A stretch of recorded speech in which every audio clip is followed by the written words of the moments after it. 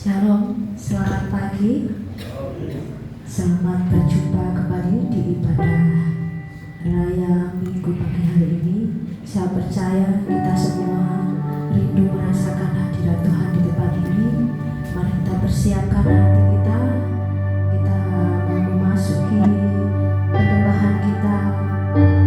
Kami bersyukur Tuhan untuk pagi hari ini, karena Kau senantiasa menyertai kami Tuhan. Biarlah kami yang hadir di tempat ini Tuhan, kami merasakan hadirat Tuhan. Ini Tuhan kerinduan kami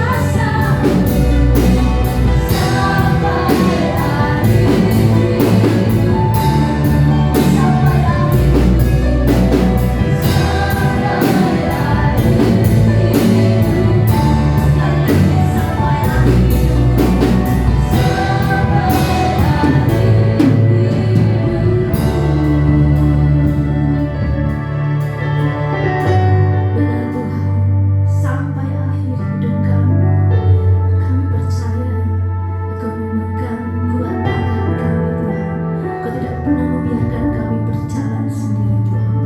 Ini penyembahan kami percaya Tuhan, Kau ada bersama-sama dengan kami.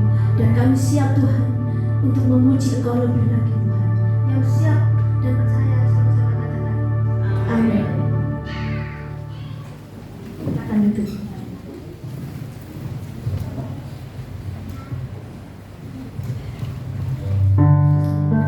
Siap bersorak-sorai?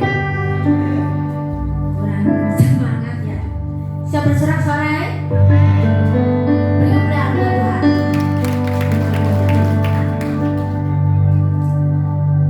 Kita pujikan Yesus secara kebenaran. Boleh kami berdiri?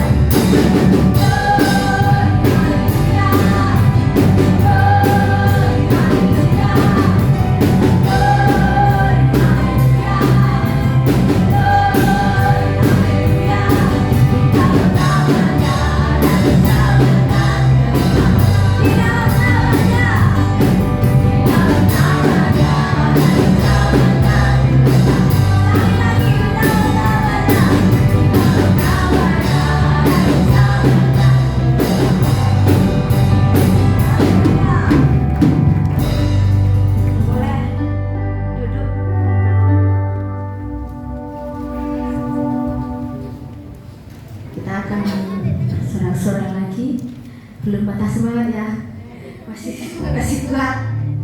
Haleluya. Kita akan memujikan Kaulah satu-satunya, Kau sahabat kami Tuhan.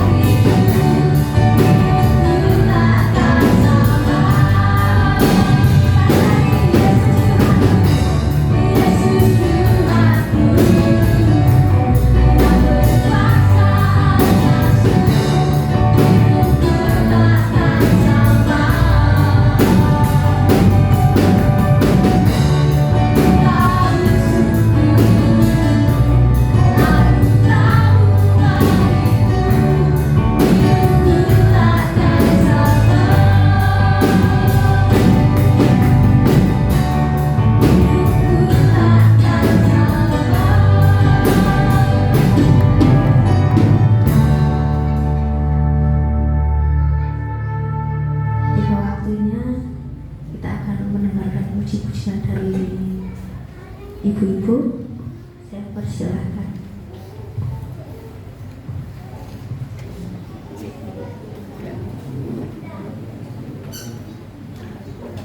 Monggo.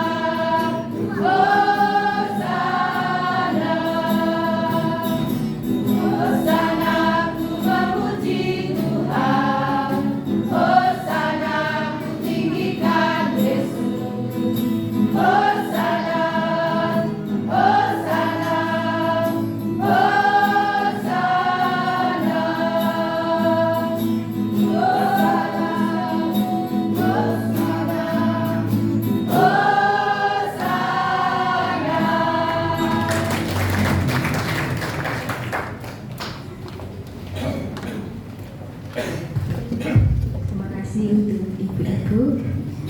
Sahabat saya Tuhan selalu memberkati ibu-ibu di tempat ini. Kemudian untuk bapak-bapak, saya persilahkan.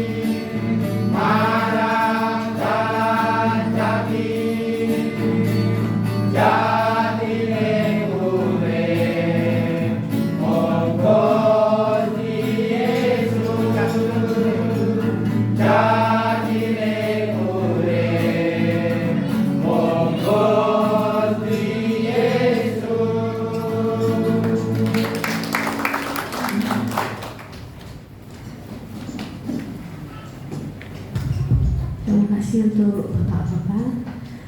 Semoga Tuhan Yesus selalu menyertai dan memberkati Bapak-Bapak. Kemudian untuk selanjutnya kelompok per kelompok dari kelompok Gloria. Mungkin ada? Tidak ada. Kalau tidak ada, kelompok Eklesia.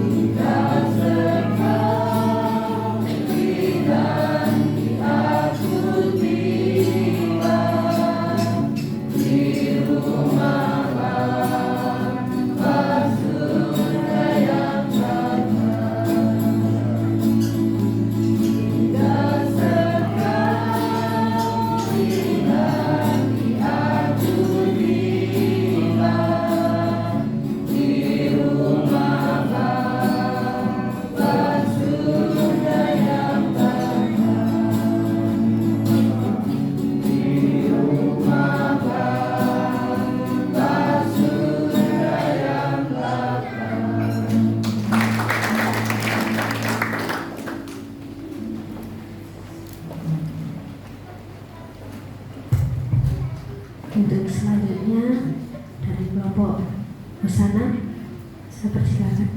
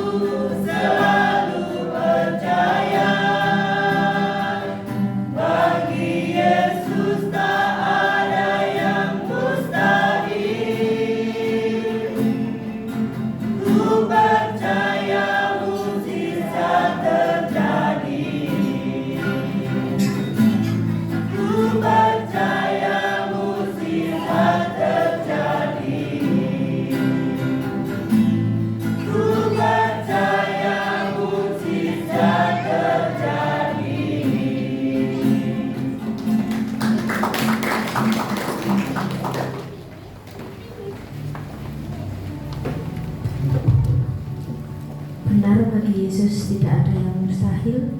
Jika kita percaya, mujizat pasti terjadi dalam kehidupan kita. Amin.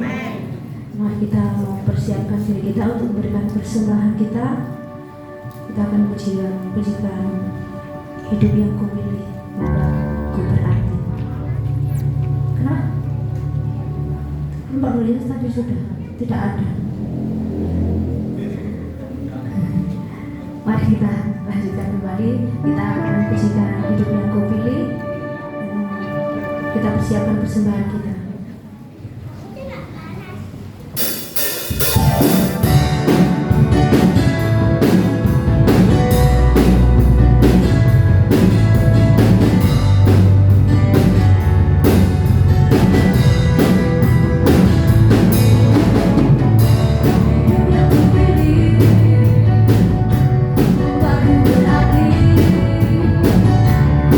Yesus Tuhan, tempatku bercahaya.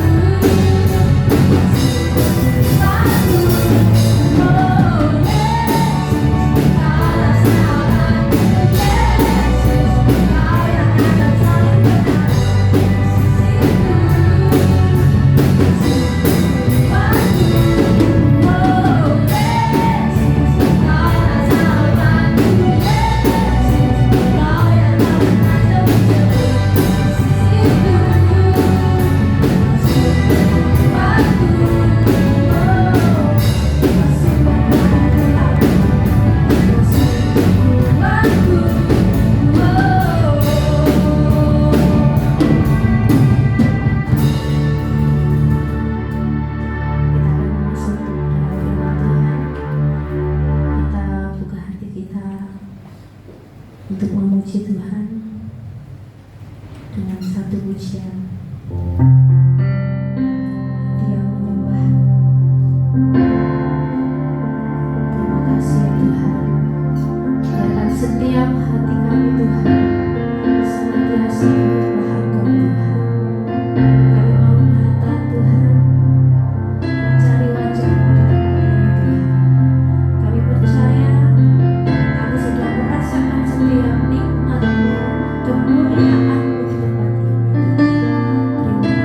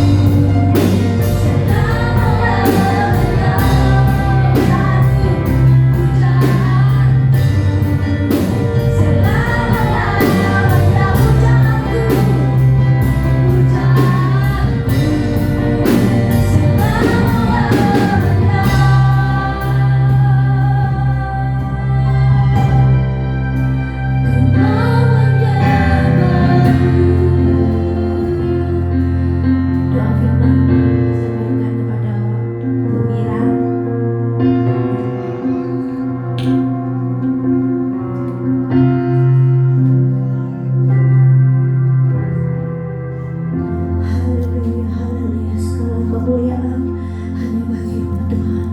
Kami mau melekat, ya Yesus. Kami hanya mau melekat kepadamu Bapa. Kami mau melepaskan segala apa yang ada pada kami Bapa. Kami hanya ingin melekat padamu.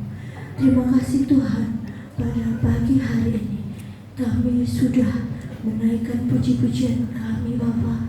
Kiranya semuanya ini menyenangkan hati Engkau Tuhan. Dan kami lebih lagi Tuhan akan mendengarkan kebenaran firman-Mu. Kiranya Tuhan Engkau melembutkan setiap hati kami Tuhan, sehingga firman-Mu yang akan Kau taburkan ini tidak sia-sia Tuhan, tetapi akan berbuah di dalam kehidupan kami. Ya Bapa, kami berdoa untuk hamba-Mu yang akan membenarkan kebenaran firman-Mu.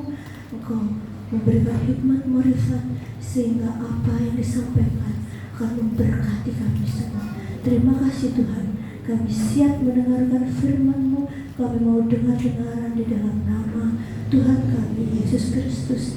Haleluya. Amin.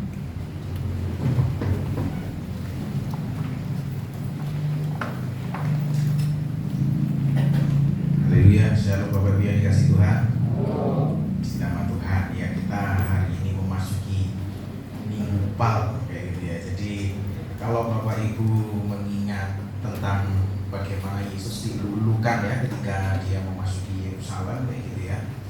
Yesus menjadi primadona saat itu ya. Jadi sebelum dia disalib, Yesus itu dipeluk-pelukan. Dan di saat itu juga itu yang menjadi yang menjadi ketakutan orang-orang Farisi saat itu, ketakutan orang-orang Yahudi saat itu, ya, khususnya ahli Taurat, orang Farisi ya, mereka takut, imam-imam menjadi takut sehingga merancangkan untuk bagaimana Yesus ini disingkirkan. Nah, begitu pilu ya, ketika hari Minggu itu Yesus dilulukan, ya, dia naik keledai. Bajunya dicopot, dibuat alas untuk berjalan keledai itu. Dia ngasih palm gitu ya, daun palm kayak gitu ya. Kalau di sini itu seperti daunnya jambe kayak gitu ya, seperti daun jambe gitu. Ya, itu dibuat alas. Dia menyambut Yesus. Karena apa? Dia sudah membangkitkan Lazarus. Dia sudah menyembuhkan orang yang buta. Dia sudah menyembuhkan orang kena kusta. Dia sudah melakukan banyak tanda mukjizat sehingga pada saat itu Yesus benar-benar diagungkan. Tetapi Bapak Ibu yang dikasih Tuhan, bukan tentang itu yang saya akan bahas hari ini. Tetapi satu ayat yang luar biasa yang juga gambaran dari Yesus itu sendiri, yaitu Yosua ya. Dalam kitab Yosua pasal 24, Bapak Ibu yang dikasih Tuhan, coba kita akan melihat ayat 13 dan ayat yang ke-14. Yosua 24 ayat 13 dan 14.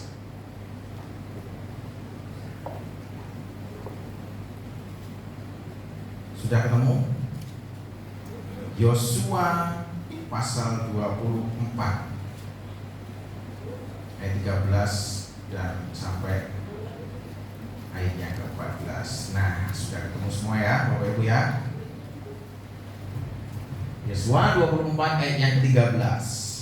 Demikianlah kuberikan kepadamu negeri yang kamu peroleh tanpa bersusah-susah, dan kota-kota yang tidak kamu dirikan, tetapi kamulah yang diam di dalamnya, juga kebun-kebun anggur dan kebun-kebun zaitun yang tidak kamu tanami, kamulah yang makan hasilnya. Ayat 14. Oleh sebab itu takutlah akan Tuhan dan beribadahlah kepadanya dengan tulus, ikhlas dan setia. Jauhkanlah Allah yang kepadanya nenek moyangmu telah beribadah di seberang sungai Efrat dan di Mesir, dan beribadahlah kepada Tuhan. Amin. Nah, Bapak Ibu yang dikasih Tuhan, kalau Bapak Ibu membaca kitab Yosua 24 ini merupakan Allah berbicara kepada orang Israel. Khususnya di situ adalah kisah di mana Yosua dia memanggil tua-tua, dia memanggil para pemimpin-pemimpin. Lalu mereka dihadapkan kepada Allah, Mungkin kita berpikir kepada Allah, mosok ya Allah teko pada saat itu nungguin baca. Enggak. Di situ ada tabut perjanjian. Ya, ada tabut perjanjian. Jadi ketika itu dipanggil para tua-tua, lalu mereka berdiri di depan Allah sendiri itu, di mana Allah hadir melalui tabut perjanjian itu. Lalu Allah berfirman, Allah ngomong, menceritakan tentang nenek moyang bangsa Israel. Bagaimana Allah memanggil Abraham pada saat itu. Bapak Ibu tahu bahwa Abraham itu sebenarnya tidak spesial banget. Karena ketika dia dipanggil Tuhan, dia itu sempat mengelak. Sempat dia itu ragu. Jadi kalau orang dipanggil Tuhan ragu ya mungkin bukan sesuatu yang spesial. Lagi Bapak Ibu, ketika Bapak Ibu melihat Yunus ketika dia disuruh Tuhan ke Niniwe, dia malah pergi ke mana? Tarsis ya. Berarti dia juga bukan orang yang istimewa ketika dia mau dipakai Tuhan, benar kan? Dia bukan orang istimewa yang mau dipakai Tuhan. Justru dia malah pergi, berlari, tetapi Tuhan tetap tangkap. Jadi kalau kita berpikir bahwa hanya orang-orang istimewa yang dipakai Tuhan, itu kita keliru dalam berpikir dari sini ya. Jadi bangsa Israel itu diceritain sama Tuhan sendiri melalui Yosua di situ sebagai perantara apa yang menjadi firman-Nya. Ngomongin tentang bagaimana mereka ditolong Tuhan. Nah, Bapak Ibu yang dikasih Tuhan, sampailah kita kepada ayat yang ke-13. Demikianlah aku berikan kepadamu negeri yang kamu peroleh tanpa bersusah-susah. Negeri apa Bapak Ibu? Negeri apa yang Bapak Ibu ketahui tentang ini? Tanah apa? Kanaan. Karena yang masuk tanah Kanaan itu bukan Musa dan generasinya, tetapi Yosua dan generasinya. Dikatakan kalau Bapak Ibu membaca ayat ini, kayak gitu ya, membaca ayat ini, sepertinya ini seperti Amerika sedang menginvasi Venezuela kayak gitu ya. Kamu nggak ngebor minyak, tiba-tiba ngambil minyak kayak gitu kan? Atau tiba-tiba menduduki negeri orang kayak gitu. Sepertinya penjarahan terang-terangan dia kan, oh ya benar. Demikian aku berikan kepadamu negeri yang kamu peroleh tanpa bersusah-susah, iya kan? Awakmu nggak usah perang, aku sing perang. Wis sakit nih. Bener ya Bapak Ibu? Yang kamu peroleh tanpa bersusah-susah dan kota-kota yang tidak kamu dirikan. Sebenarnya Tuhan mau katakan kepada orang Israel bahwa kurang baik apa aku sama kalian gitu Bapak Ibu yang dikasih Tuhan. Jadi Allah di sini ngomong kayak gitu, mengungkapkan isi hatinya kepada orang-orang Israel. Kurang ngopo kayak gitu. Aku ini kurang ngopo, awakmu wis gak sorong, awakmu wis gak susah. Tapi yo nek satu permintaanku. Kamu harus ikut aku gitu nanti ujung-ujungnya Bapak Ibu. Nah Bapak Ibu yang dikasih Tuhan, kalau kita melihat, kalau kita mengcompare dengan kehidupan kita, hidup ini penuh dengan tekanan bukan Bapak Ibu, benar enggak? Kalau kita ngomongin tentang social pressure atau tekanan sosial gitu, orang lebih takut dihakimi ketimbang gak punya uang, benar kan? Orang lebih takut dihakimi ketimbang gak punya uang. Orang lebih takut dikatakan jelek ketimbang dia tak besok gak makan apa kayak gitu, lebih takut. Jadi yang menjadi ketakutan orang zaman sekarang adalah tekanan sosial. Semua sudah mendengar kabar berita tentang hari ini bagaimana perang ya di Timur Tengah itu memberi dampak yang luar biasa bagi setiap bangsa-bangsa ya. Asia saja mulai dari Malaysia, Singapura, Thailand, ya, Filipina, semuanya mereka sudah merasakan yang namanya dampak dari perang itu, yaitu kenaikan bahan bakar. Naiknya ada yang 30%, ada yang 50%. Kalau hari ini Bapak Ibu beli BBM harga 10.000, nanti kalau naiknya 50% jadi berapa? Di berapa? 15 ya kan? Kalau 50% separuhnya kayak gitu. Ngeri Bapak Ibu. Kemarin aja saya mendapat berita katanya di Tekosono sudah gak ada gas. Gas harganya 35.000 tak bilangin, itu dipermainkan. Aku bilang, oh belum naik kok sudah gak ada. Aku bilang kayak gitu. Jangan-jangan ada yang sudah menimbun satu lapangan itu. Iya, social pressure, ya tekanan ini. Dampaknya luas kayak gitu. dan orang mulai takut.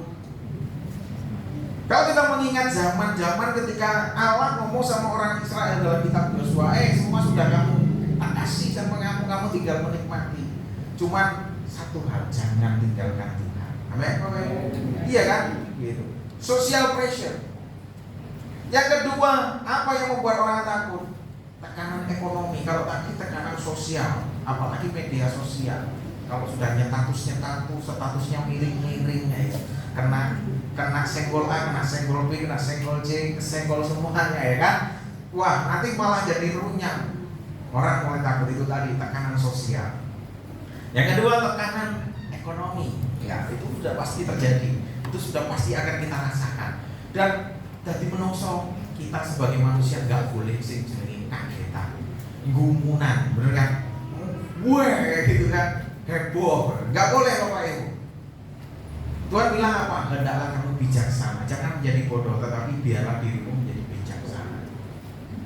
Arti dalam sebuah kebodohan itu orang sih nggak ngerti apa-apa. Makanya kita kalau gumunan kayak gitu ya, gumunan ya aneh kayak gitu Bapak Ibu yang dikasih Tuhan. Karena kalau kita tahu keadaan, kita nggak gampang gumun, nggak mudah heboh. Benar nggak Bapak Ibu? Nggak kagetan, gumunan, kagetan dan sebagainya, enggak. Sekalipun nanti keadaan sulit, kita harus membatasi yang namanya jalan-jalan. Biasanya seminggu 2 kali atau sebulan 2 kali, jadi nggak jalan-jalan. Biasanya yang masaknya kayak gitu ya, seminggu gasnya habis, bisa jadi gasnya mulai diiri dari 2 minggu, gitu. Bener nggak Bapak Ibu? Karena ini udah tekanan ekonomi Bapak Ibu. Mau jual pisang nanti harganya murah, bahan bakarnya mahal, daya beli masyarakat menurun, cari ikan susah, BBM mahal. Harus siap, bener nggak Bapak Ibu? Apakah itu sebuah momok yang menakut-nakuti diri kita? Jangan-jangan kita seperti orang Israel. Ketika dia diajak memasuki tanah Kanaan, ada mengintai, aduh musuhnya dur-dur, gak mungkin ada di melawan. Awak dari kurang cici-cici, kayak gitu. Takut menghadapi masa depan. Gak perlu jadi pakar ekonomi untuk menafsirkan keadaan zaman sekarang. Benar, gak perlu sekolah ekonomi tinggi Bapak Ibu. Kita melihat berita, ada yang hoax, ada yang real. Kalau pejabat pemerintah yang ngomong, ya percayalah. Tapi kalau cuma berita berseliweran di media sosial Bapak Ibu, jangan gampang percaya. Iya kan, kayak gitu kan. Nanti malah bingung, kayak gitu. Nanti malah bingung.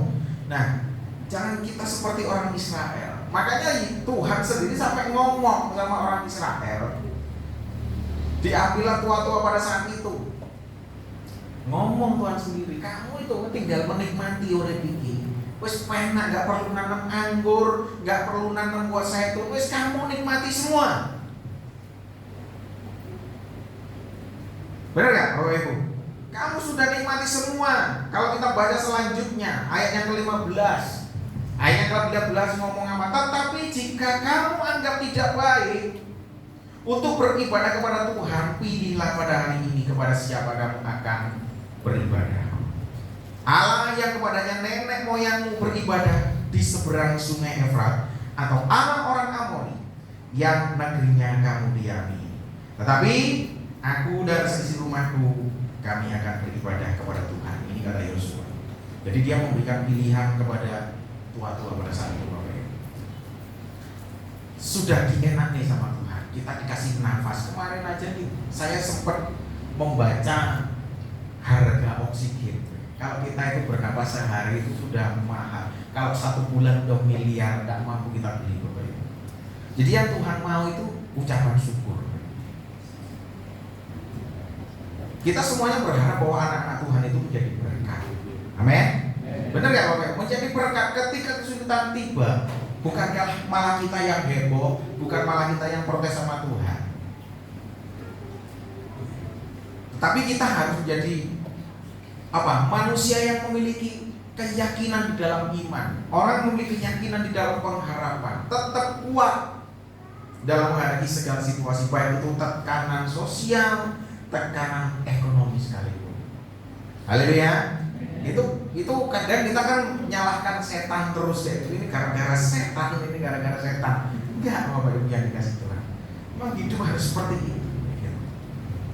Setan sekarang udah banyak yang pensiun karena perannya digantikan manusia. Jadi bingung dia mau mengambil peran apa. Iya, seperti itu. Jadi di sini Yosua memberikan pilihan kepada orang Israel. Bapak-bapak di sini siapa yang pernah mabuk? Pasti ada kayak gitu ya. Atau ada yang nggak pernah mabuk sama sekali gitu selama hidup jadi bapak-bapak. Kalau orang mabuk itu kalau ditanya itu ngaku nggak bapak ibu? Mabuk ya? Gua nggak mabuk kayak gitu ya. Tapi sekarang ada alat tes yang canggih gitu ya. Tiup aja kalau orang minum alkohol udah ketemu. Wah, kamu pasti minum. Gitu. Ada takarannya. Orang mabuk itu kalau jalan juga nggak bisa lurus, bener nggak bapak ibu? Belok-belok, gitu ya. Menggok-menggok. Tapi dia nggak sadar bahwa dirinya mabuk, bapak ibu. Bahwa dirinya mabuk. Orang mabuk itu tidak menyadari dirinya. Makanya di ayat yang kelima, di ayat yang ke-15 itu jangan-jangan kita ini juga seperti orang mabuk yang tidak disadari. Jika kamu anggap tidak baik untuk beribadah kepada Tuhan, pilihlah hari ini kepada siapa kamu akan beribadah.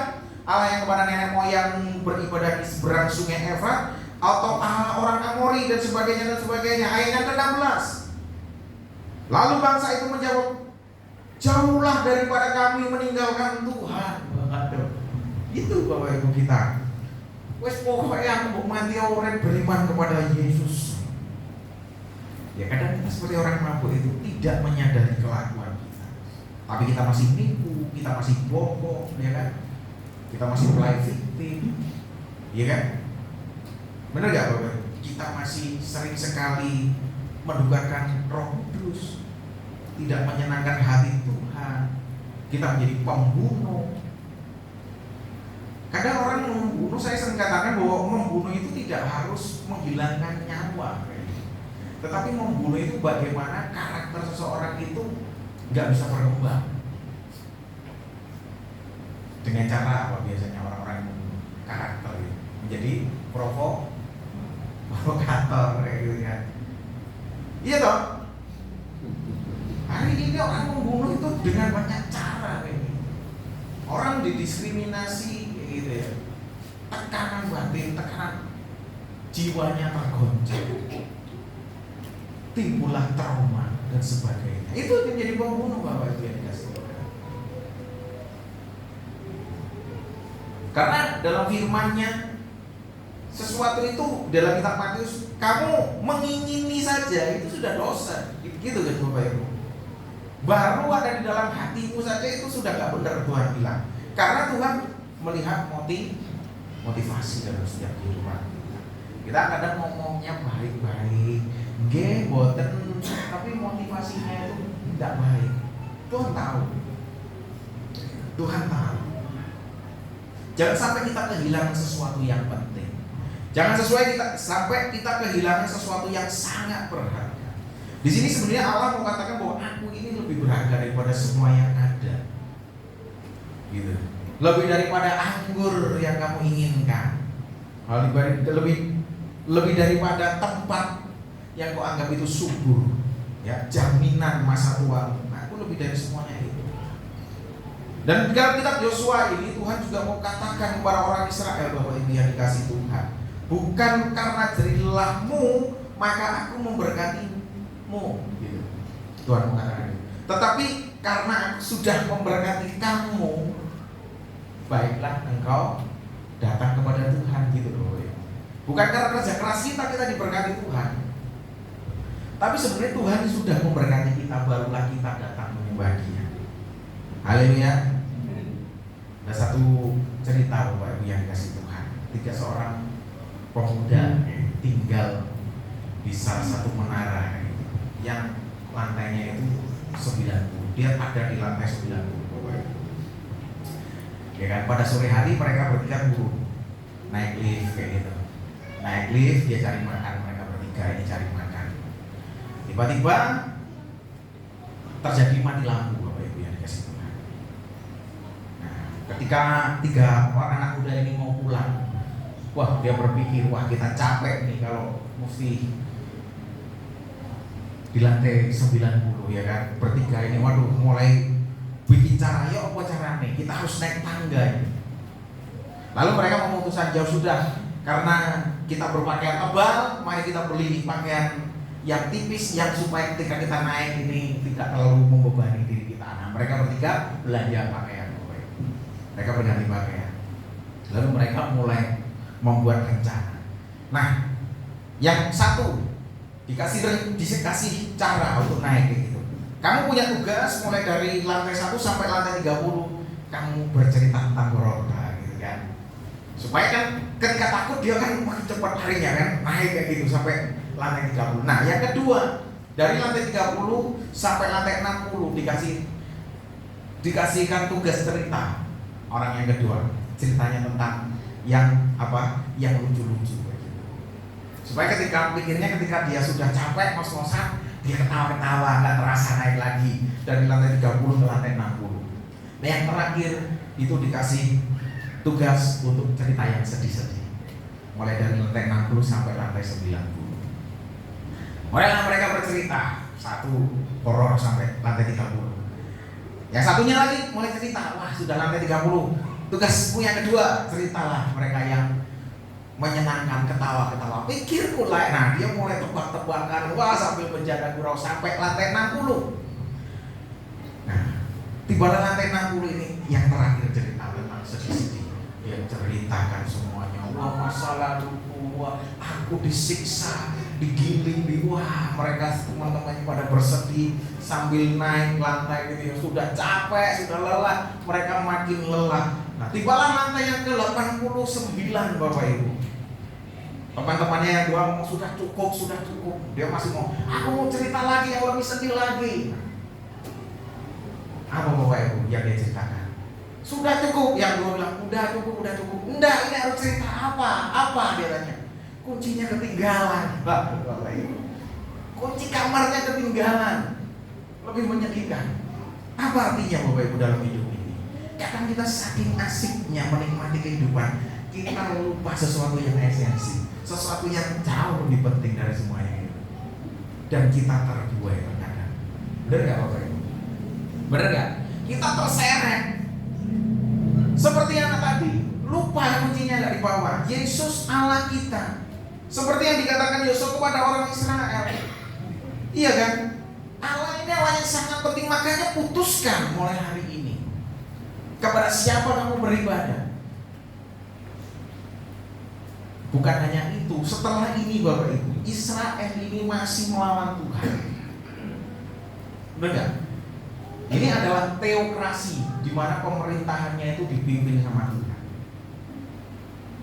Oh Tuhan mau apa? Pergi ke sana, ngikut tiang awan, ngikut tiang api kalau malam. Pada saat itu gitu, teokrasi. Baru setelah itu Israel ngedumel, Israel aku ini harus ada hakim. Maka Tuhan kasih hakim. Belum puas dengan permintaannya Israel, minta raja. Tuhan kasih raja. Benar kan? Itu kan permintaannya. Karena ketidakpuasannya orang-orang Israel. Karena dia mau meniru gayanya dunia, Bapak Ibu. Jelas Tuhan kasih. Tetapi bukan God will, bukan maunya Tuhan. Itu adalah permission will, kehendak yang diizinkan Tuhan terjadi. Berapa banyak Bapak Ibu dalam hidup ini kita itu selalu hanya mendapatkan permission will, jadi kehendak yang diizinkan. Karena apa? Ngotot Bapak Ibu. Benar ya? Jadi bukan kehendak Tuhan yang sempurna, yang Tuhan sudah gariskan. Seperti ketika Tuhan menyuruh Musa membawa bangsa Israel keluar, Musa lari. Seperti Yunus yang disuruh Tuhan ke Niniwe, dia malah ke Tarsis. Kalau boleh Tuhan, aku jangan kau suruhlah untuk melakukan pekerjaan yang berat. Jangan kau suruhlah aku melayani. Cukuplah aku di belakang saja Tuhan. Gitu kan? Kadang kan seperti itu. Aku ini gak layak Tuhan. Kalau kita ngomongin kelayakan kayak gitu, siapa di dunia ini yang layak untuk menghadap hadirat Tuhan? Gak ada Bapak Ibu. Benar ya? Kita semua manusia berdosa. Makanya Yesus mati di kayu salib untuk menebus dosa kita. Bukan kita yang baik dulu baru Tuhan datang. Justru karena kita kotor lah Tuhan datang. Haleluya. Kalau pemikiran dunia kita berpikir kalau kita baik nanti pasti kebaikan akan datang, itu salah. Karena Tuhan sudah baik, mari kita datang kepada Tuhan. Amin. Jadi bukan karena kitanya yang melakukan sesuatu, tetapi karena Tuhan yang sangat baik. Kalau kita ngomongin kita baik dulu baru mendapatkan kebaikan, kita sudah dihukum tiap hari sama Tuhan. Kita itu orang jahat. Manusia yang tidak tahu berterima kasih, pembohong, benar kan? Mungkin pembohongin model, aku nggak tahu ngapusi, aku jujur aja. Penipu Bapak Ibu, benar kan? Kalau Bapak Ibu lihat atau kita membaca kitab Maleakhi, hidup ini sungguh sangat luar biasa. Kita memperhitungkan sama Tuhan, Bapak Ibu yang dikasih Tuhan. Apa kita mampu mengikuti apa yang menjadi aturannya Tuhan? Enggak. Terus kenapa kita masih hidup saat ini? Itu karena kebaikan Tuhan. Amin. Amin Bapak Ibu. Iya, makanya jangan ada yang sombong dalam hidup ini. Gak ada yang boleh sombong dalam hidup ini. Karena kita ini adalah manusia yang harusnya dihakimi. Kalau kita hidup, kita sampai saat ini kita bisa ketawa, bisa healing sama keluarga, punya uang yang cukup, itu hanya karena kasih karunia Tuhan saja. Karena kasih karunia Tuhan saja.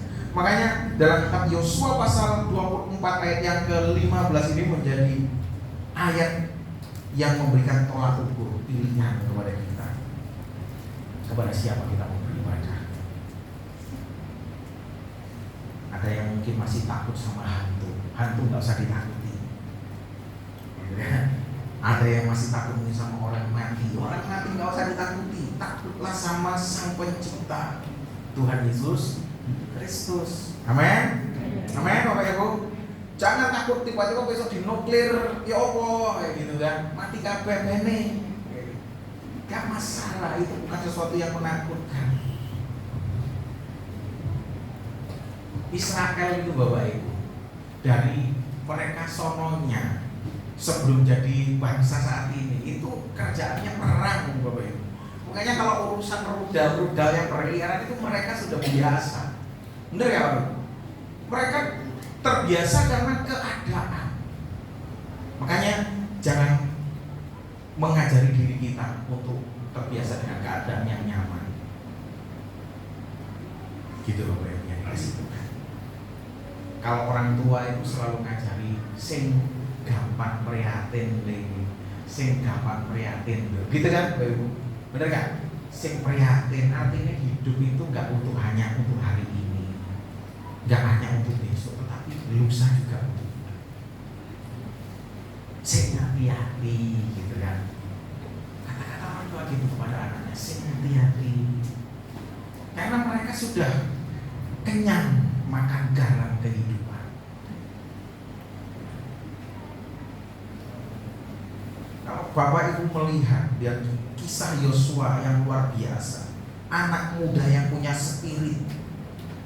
Walaupun mudanya Yosua itu pada saat mereka ngomong sama orang-orang Israel pada saat itu usianya bukan lagi 50-60, itu sudah di atas 80-90 tahun. Karena Yosua ini mati di usia 110 tahun umurnya, udah tua Bapak.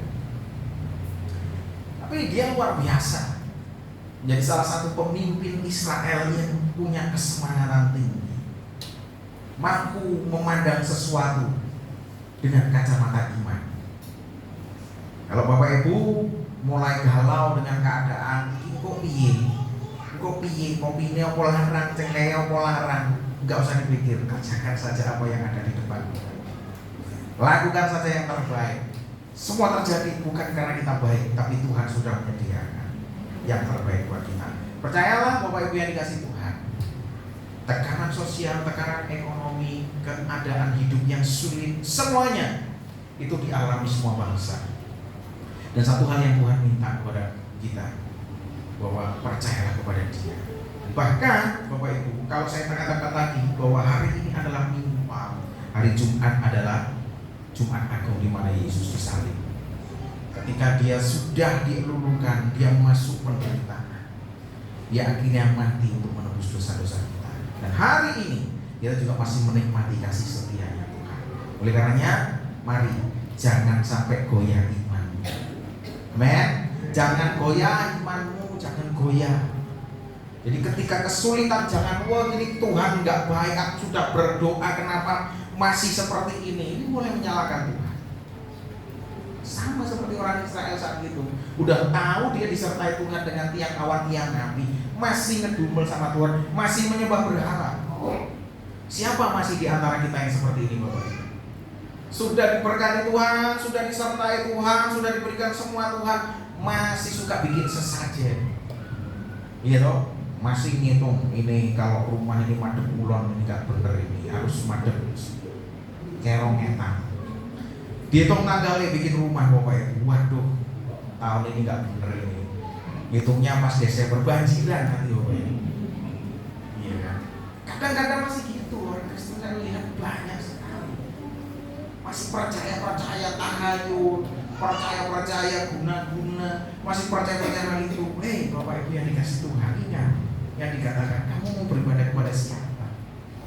Nanti kalau kesulitan melanda, oh Tuhan tidak baik, Tuhan gak dengar doaku, aku kecewa sama Tuhan.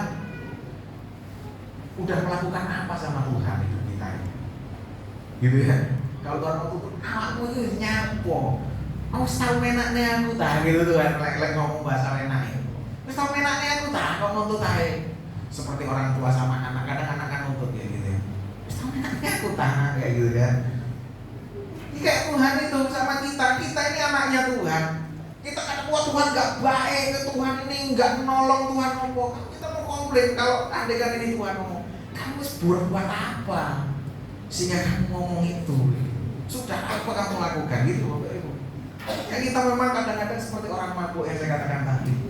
Tapi mabuk enggak mabuk, tapi kita geleor Bapak Ibu. Hidup kita sering sekali melenceng. Oleh sebab itu di sini melalui firman-Nya saya mengajak kita, saya dan Bapak Ibu kita bersama bergandengan tangan. Kita mengiring Yesus selama-lamanya. Amin. Beribadahnya kepada Yesus, percaya sungguh-sungguh, jangan komplain dengan keadaan. Kalaupun harus kehilangan semua yang kita miliki hari ini, kita harus tetap mampu katakan bahwa Tuhan Yesus baik. Amin. Tuhan Yesus baik Bapak Ibu. Wah yang bayar angsuran duitnya kok gak nek Tuhan, aku harus berdoa poso sampai 3 dino sampai kuru. Duitnya kok gak teko Tuhan iki piye? Akhirnya wes aku kesel berdoa, Tuhan saat tahu ngomong doaku kecewa. Jangan. Kita tetap harus mampu berkata bahwa Tuhan Yesus baik. Amin. Tuhan Yesus baik. Karena kesulitan itu bukan Tuhan yang buat, tapi diri kita sendiri yang buat. Ya mau utang nggak buat bayar, kayak gitu loh. Orang ngomong kayak gitu. Mau jauh utang mengenai nggak buat bayar. Gitu. Makanya utang kayak sama Tuhan, lo nggak ada duit Tuhan. Iya, itu kebodohan gue gitu. Iya.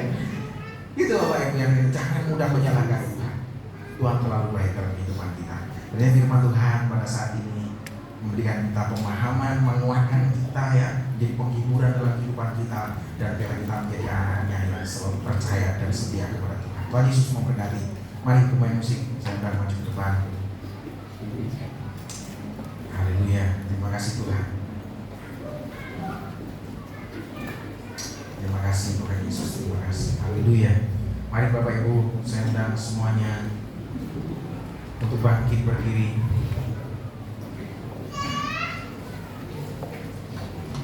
Kemanakah aku dapat pergi mencari roh yang suci? Terima kasih.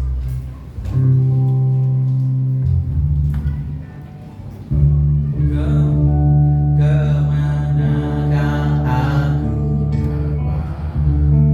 pergi menjauhi rohmu yang suci, sahabat.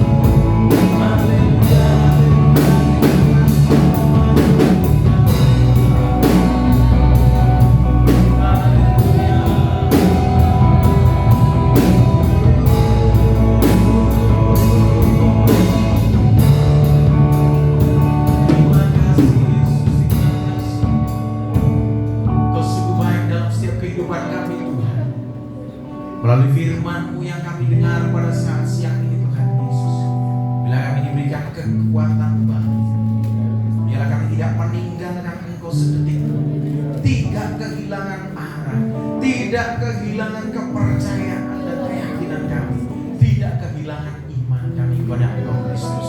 Sekalipun semua boleh terjadi di dunia ini Tuhan, sakit, penyakit, penderitaan, peperangan, kelaparan Tuhan, sekali-kali Engkau Allah tidak akan pernah meninggalkan kami. Engkau akan ada bersama kami di setiap situasi kehidupan kami. Engkau ada di setiap musim kehidupan kami, baik itu di saat senang maupun di saat susah. Engkau Allah sekali-kali tidak pernah meninggalkan kami. Biarlah keyakinan iman percaya kami tetap teguh di dalam Engkau, dan kami akan bersama-sama dengan Engkau di kehidupan yang akan datang Tuhan. Terima kasih menerangkan firman-Mu dalam setiap kami, berikan kami kekuatan senantiasa dan mampukan kami untuk menjadi pelaku kebenaran firman. Dalam nama Yesus kami sudah mendengar firman-Mu. Haleluya. Amin. Silakan Bapak Ibu. Saya akan membacakan pengumuman sepanjang minggu ini. Pengumuman minggu tanggal 29 Maret 2025. Hari Selasa ada ibadah ibu-ibu di gereja jam 6 sore. Rabu tetap diadakan persekutuan doa di gereja jam 7.